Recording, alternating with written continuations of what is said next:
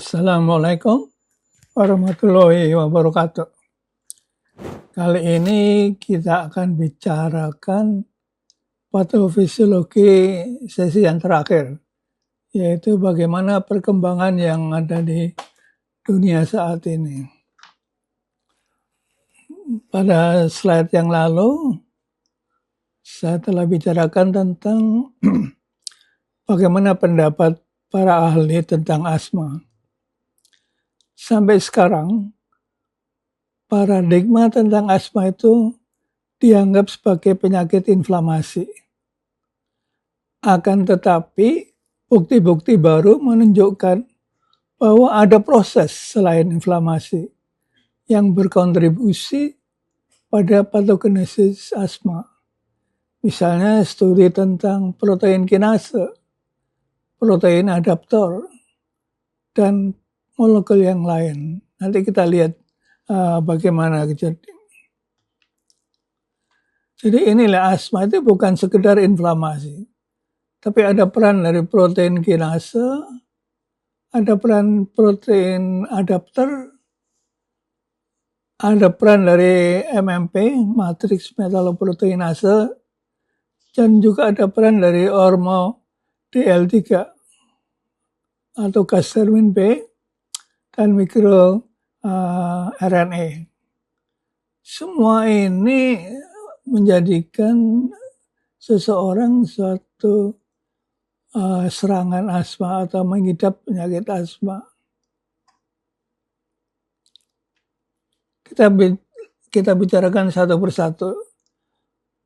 Bagaimana dalam protein kinase, CAPL tyrosin kinase non-reseptor mempunyai peran meregulasi kontraksi, migrasi, dan proliferasi otot polos.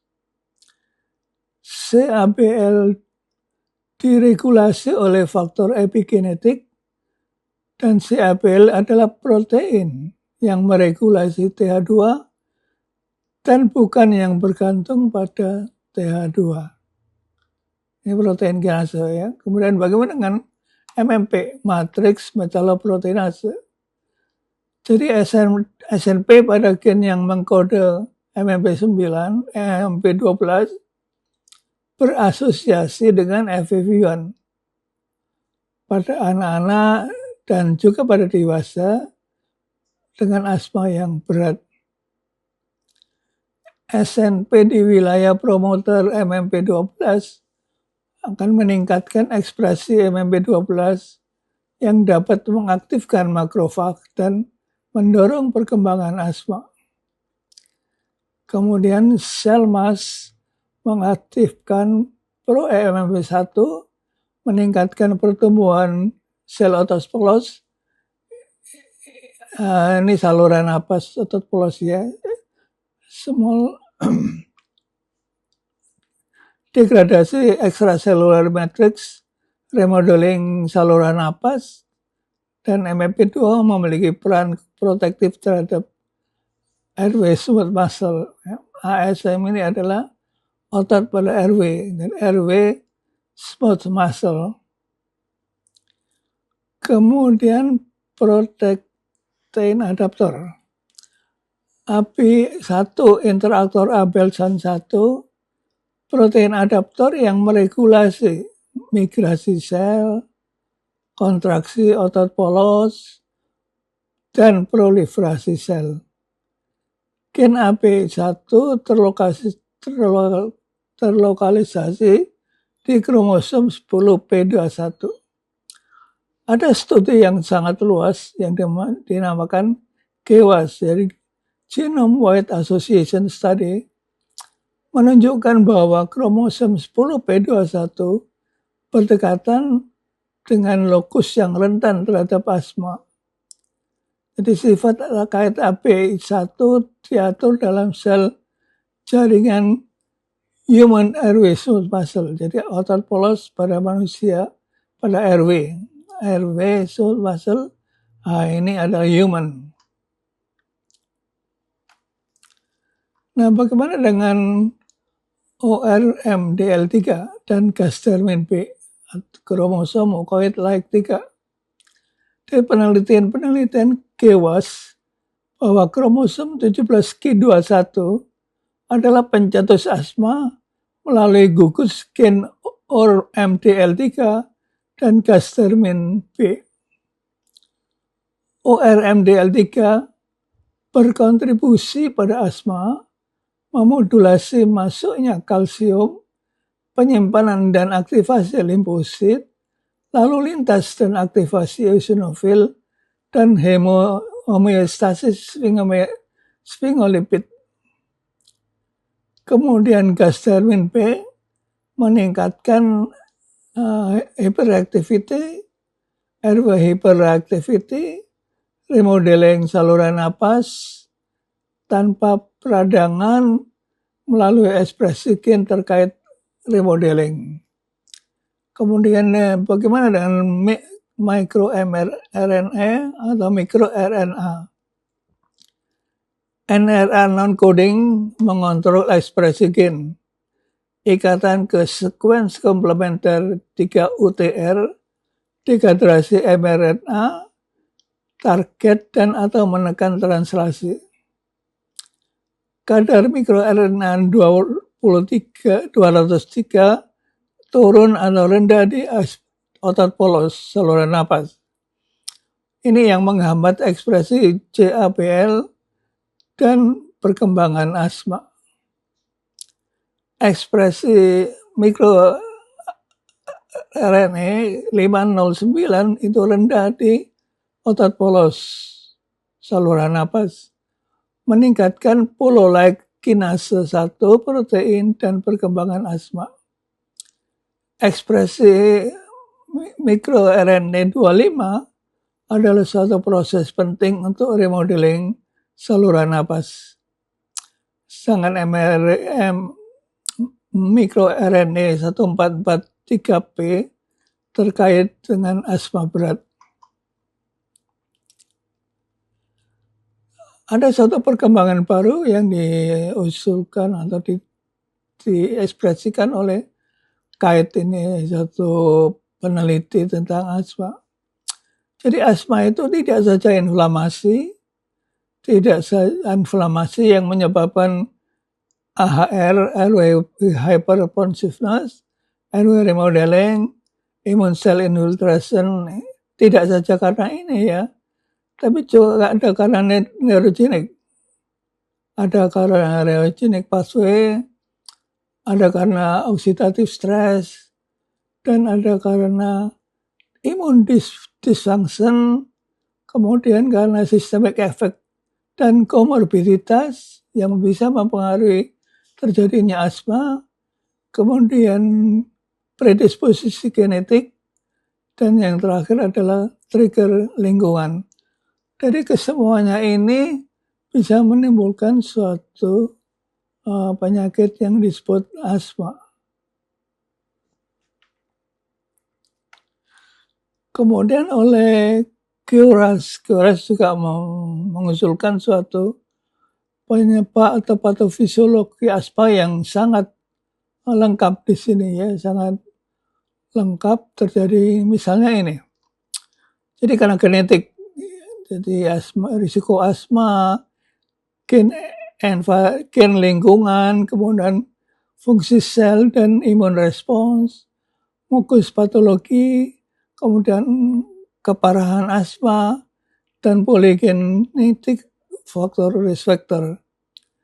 Jadi polygenic risk factor ini semuanya adalah masalah genetik.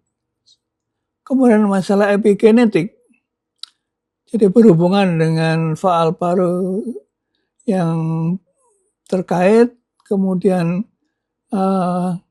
long non-coding RNA, LNC-RNA, jadi RNA yang panjang non-coding, kemudian differential methylation, kemudian dynamic epigenetic regulation, dan custom DNA methylation RW. Jadi custom DNA methylation array ini yang berhubungan dengan epigenetik. Kemudian bagian dengan prenatal dan early life.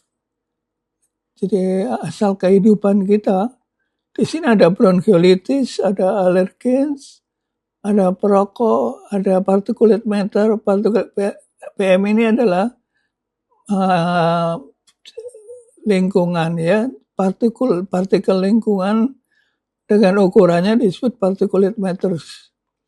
Kemudian dengan logam-logam berat.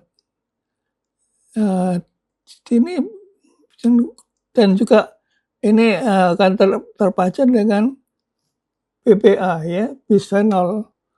Jadi BPA dan obesitas. Ini semua akan terjadi pada prenatal. Kemudian bagaimana dengan mikrobiom? Di sini ada risiko asma dan keparahan, berhubungan dengan simptom, berhubungan dengan respon terapi, kemudian modifikasi efek kinetik dengan berhubungan dengan endotypes ini dan asma viroma, ya, asma karena virus. Kemudian bagaimana dengan lingkungan? Jadi di lingkungan pekerjaan terpacat dengan endotip, kemudian rhesus. Jadi rhinovirus dan SARS-CoV-2 ini adalah juga termasuk dalam lingkungan alergen sensitisasi dan polusi udara. Ini semua dalam lingkungan. Kemudian dengan ada lung brain access, kita lihat ada beberapa akses ya, ada jadi gut lung access misalnya. Gut lung access itu adalah hubungan antara saluran pencernaan dan paru. Kemudian kalau lung brain access itu adalah hubungan antara kondisi di otak dan paru. Jadi ini terjadi pada dopamin DLT4 sinyal, neural jenis, jadi gen neural, CAS efek dari RW, kemudian inflamasi. Jadi begini ya, satu kejadian asma tidak sekedar inflamasi, tapi banyak faktor yang mempengaruhi individu ini sehingga di dalam masa kanak-kanak atau dewasa terjangkit suatu asma. Bagaimana tentang genetika dan epigenetika? Jadi asma itu penyakit yang kompleks. Interaksi antara predisposisi genetik dan pajanan lingkungan. Jadi ini adalah suatu teori-teori yang baru ya. Kemudian ada tumpang tindih yang signifikan antara lokus risiko genetik, asma dan alergi. Kemudian risiko genetik asma yang timbul pada usia dewasa itu tumpang tindih dengan faktor risiko pada masa kanak-kanak, tetapi dengan efek yang lebih rendah. Peran yang lebih kuat untuk pajanan lingkungan pada dewasa. Jadi kita lihat ada adult asma, itu adalah satu asma yang timbulnya pada dewasa. Ini lebih banyak terkait dengan lingkungan. Dan banyak gen yang terkait dengan asma diekspresikan dalam sel epitel saluran napas. Kita teruskan dengan interleukin 33. Interleukin 33 dapat diproduksi oleh berbagai jenis sel dan bertindak sebagai faktor transkripsi intraseluler dan sitokin ekstraseluler. Ini menurut Albel. Kemudian TL33 sebagai respon terhadap virus hidung atau rhinovirus atau tungau, debu rumah yang berarti pengatur tingkat dasar adalah IL-33. Secara keseluruhan, varian genetik non-pengkodean IL-33 di dalam epitel saluran napas berpotensi risiko asma eosinofilik. Penelitian lebih lanjut diperlukan untuk menentukan target seluler utama interleukin 33 di saluran napas dan apakah lokus risiko genetik ini mempengaruhi respon pajanan lingkungan. Kita teruskan dengan TSLP. Ya. Jadi di epitel ada yang namanya alarm, adalah TSLP interleukin 33 dan interleukin 25. Ya. TSLP adalah alarmin di epitel yang mengatur imunitas mukosa yang dimediasi oleh TH2 dan sel impuls bawaan atau ILC2. Jadi innate lymphocyte cell 2. TSLP pada SMP dikaitkan dengan asma dan dermatitis atopik. Morrison mengidentifikasi genotip risiko asma yang terkait TSLP ketika dikombinasikan dengan peningkatan kadar TSLP mRNA bentuk panjang dalam NEC, tetapi tidak dengan kadar serum TSLP. Karena banyaknya varian genetik yang terkait dengan karakteristik asma yang berbeda dan risiko penyakitnya, maka menerjemahkan variasi genetik pada individu menjadi informasi yang bermakna secara klinis. Epigenetik, pola metilasi memperkaya jalur yang relevan dengan asma dan alergi. Penanda epigenetik di darah perifer dikaitkan dengan faal paru.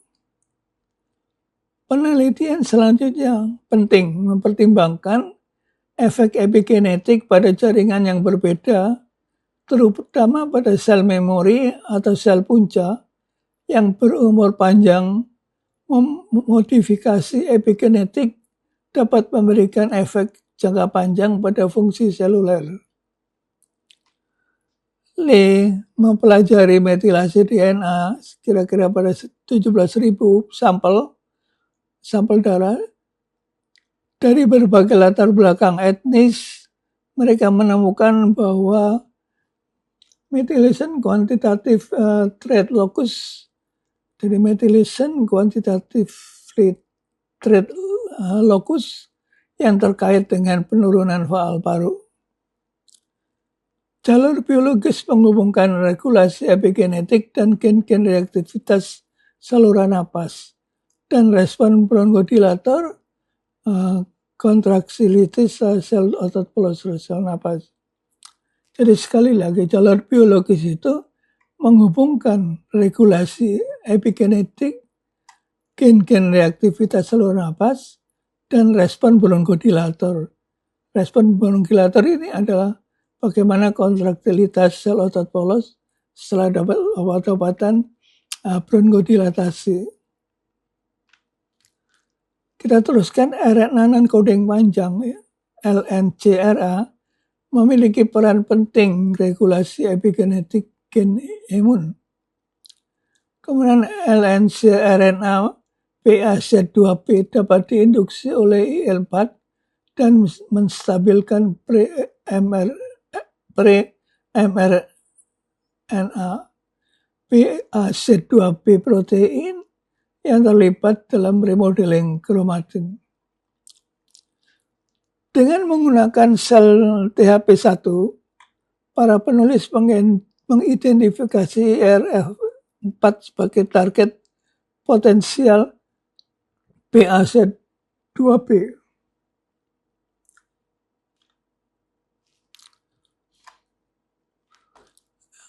LNCRNA PAZ2B long non-coding RNA bromodomain adjacent to, jadi berdekatan dengan zinc finger domain 2. Kebagian pada prenatal dan kehidupan pada masa-masa yang dini. Pacaran prenatal dan awal kehidupan berperan penting dalam perkembangan asma dan sistem kekebalan dan struktur paru. Studi dari Turing metabolomik pada anak-anak menemukan bahwa kadar bilirubin tak terkonjugasi dikaitkan dengan perlindungan mengi di awal kehidupan dan asma di masa kanak-kanak. Kemudian seorang peneliti Tiwari menemukan penurunan kadar mikroRNA 1455P pada masa kanak-kanak dikaitkan dengan faal paru yang lebih rendah selama 16 tahun kemudian. Kemudian mikroRNA terlibat dalam pertumbuhan sel otot polos. Peneliti Isati menyampaikan bahwa arah pertumbuhan dan faal paru yang rendah secara signifikan terkait dengan persistensi asma berat, misalnya merokok selama kehamilan. Masih kita tentang prenatal, bronkiolitis di awal kehidupan merupakan faktor risiko mengidap asma mendatang karena perubahan jangka panjang ukuran atau struktur saluran napas dan perubahan imunitas pada mukosanya. Kemudian yang baru, bahwa pemicu asma diketahui hal itu karena faktor inang, riwayat mengidap ekstrim, dan virus, jadi infeksi rhinovirus. Jadi ini ada perbedaan antara yang lama dan baru. Kemudian Su, peneliti yang bernama Su, bahwa menentukan Streptococcus pneumonia dikaitkan dengan risiko asma pada dewasa, khususnya infeksi non-rhinovirus. Kemudian jalur metabolisme asam lemak dan glikolisis terkait dengan asma di kemudian hari meliputi penurunan respon interferon alfa dan interferon gamma serta peningkatan jalur aktivasi sel T. Pajanan lingkungan prenatal dan awal kehidupan dan asma. Seorang peneliti yang bernama Tinskov, usia 6 bulan, peningkatan risiko alergi sensitisasi, odds ratio-nya 5,268, itu adalah rinitis alergi, odds ratio-nya 5 ya. Dan asma, odds ratio-nya 5 di usia 6 tahun. Sang hazard ratio asma lebih besar pada particulate matter. Jadi ukuran dari partikel satu daripada particulate yang lebih besar, 2,5 dan particulate 10. Analisis subkelompok efek ini dimodifikasi oleh durasi pemberian ASI, durasi yang lama dikaitkan dengan risiko asma yang lebih rendah. Hubungan positif antara asma masa kanak-kanak dan pajanan timbal balik prenatal, khususnya selama kehamilan minggu 1-14 dan 21-40, 1-3 minggu setelah lahir. Bisphenol A, BPA, hubungan yang konsisten antara konsentrasi BPA urin dan peningkatan gejala asma.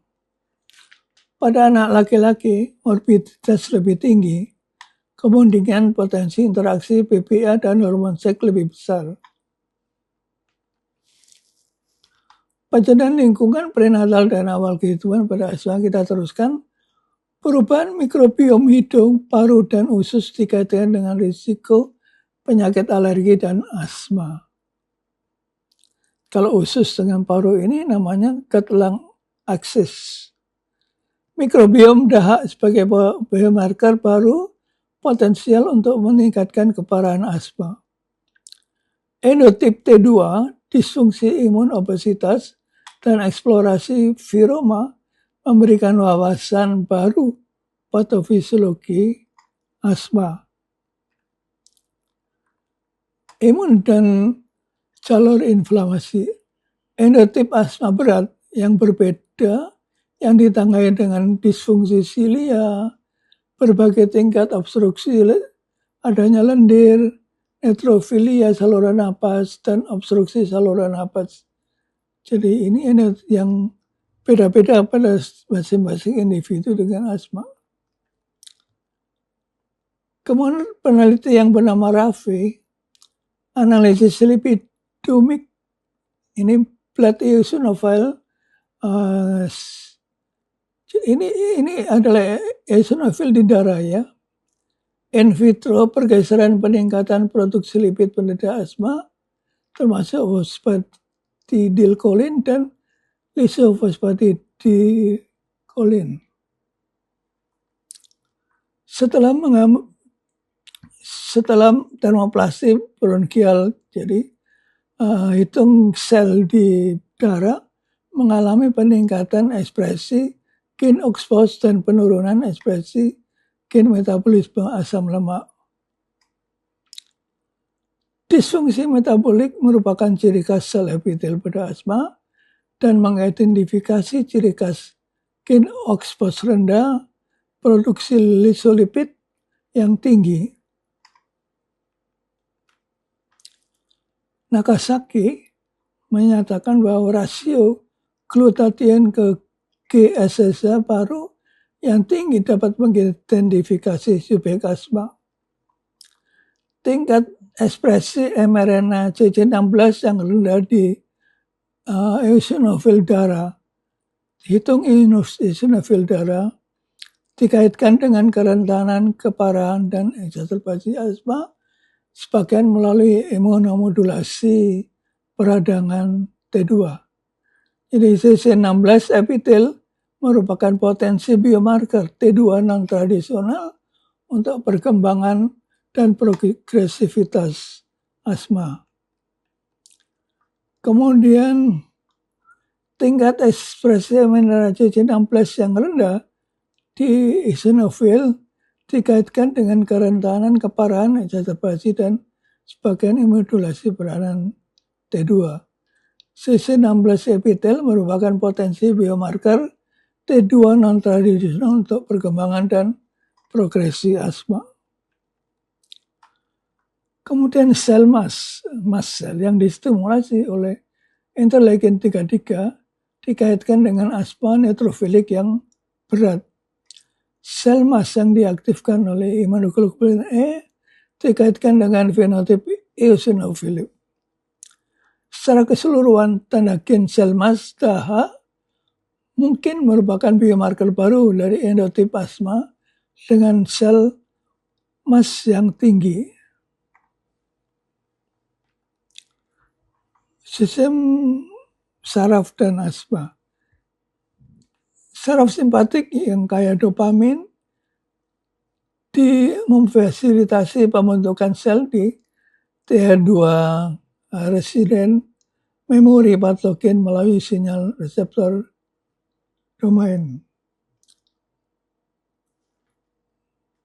Jadi TRM adalah tissue resident memory ya. TH2 tissue resident memory. Kemudian Farlan menyatakan bahwa efek sistemik peradangan saluran napas pada jaringan saliens otak dimediasi melalui TH17 dan sinyal NOT1 dan VEGF-A terkait. Menurut Rosencraft, tingkat keparahan dikaitkan dengan konsentrasi GFAP. Jadi glial fibrillae, jadi ini adalah sel-sel glial fibrillae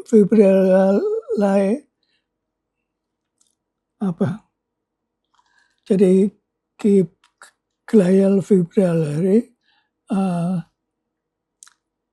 acidic protein plasma,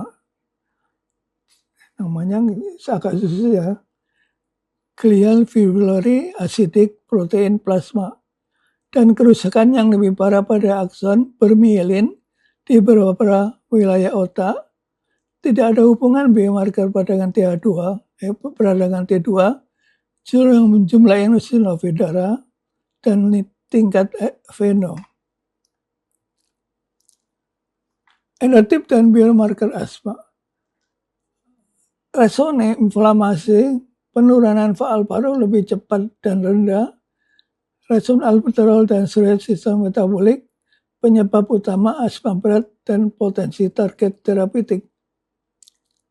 Jadi pada penurunan faal paru yang lebih cepat dan rendah, menggunakan respon terhadap albuterol dan steroid, maka sindroma metabolik ini adalah penyebab utama asma berat menjadi target terapeutik.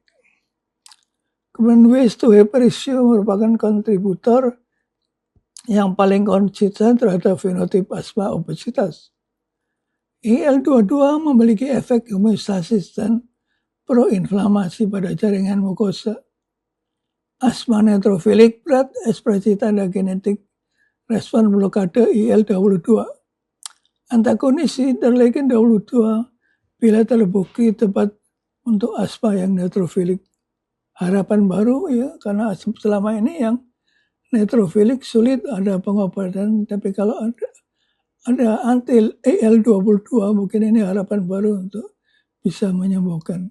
Selama ini yang terkenal adalah untuk asma eosinofilik, jadi IL-5, IL-4, IL-5 reseptor, TSLP itu semuanya untuk eosinofilik.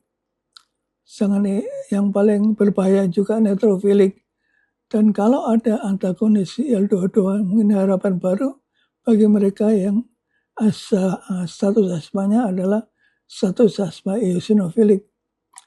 Jadi kompleksitas resirkulasi imun pada asma terdapat korelasi antara tingkat interferon gamma dan tanda gain cell CD8, tisu residen memori dan yang juga berasosiasi negatif dengan frekuensi exacerbasi ini adalah dari Agrawal yang disampaikan oleh Agrawal.